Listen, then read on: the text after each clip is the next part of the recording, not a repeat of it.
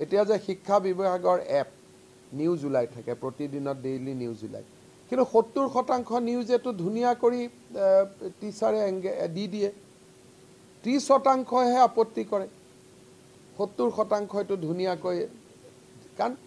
গভৰ্ণমেণ্টে কি কৈছে সময়ত যাব সময়ত আহিব আৰু দৰমহাটোতো পাওঁৱে সময়ত যাব সময়ত আহিব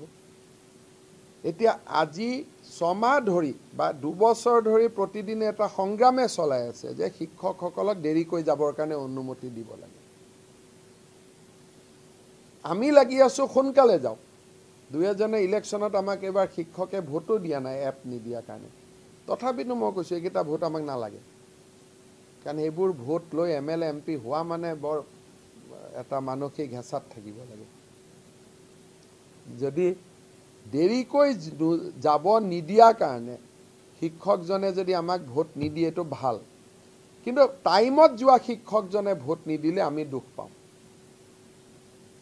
টাইমত যোৱা শিক্ষকজনে ভোট নিদিলে আমাৰ এনেকুৱা লাগে যেন কবাত আমাৰ কিবা এটা আমি ভুল কৰিছো কিন্তু দেৰিকৈ নোযোৱা শিক্ষকজনে যেতিয়া আমাক ভোট নিদিয়ে সেইটো আমি সাৰ্টিফিকেট বুলি ভাবো তাৰ মানে অসমৰ কাৰণে আমি ভাল কাম কৰিছো আৰু সেই কাৰণেই মানুহজনে আমাক ভোট নিদিয়ে পইচা লৈ হাত ডাঙা কৰ্মচাৰীজনে যেতিয়া আমাক ভোট নিদিয়ে সেইটো আমাৰ সাৰ্টিফিকেট কিন্তু টকা নোলোৱাকৈ দিনে ৰাতিয়ে কাম কৰা কৰ্মচাৰীজনে যেতিয়া আমাক ভোট নিদিয়ে সেইটো আমাৰ কাৰণে দুখ আৰু বেদনা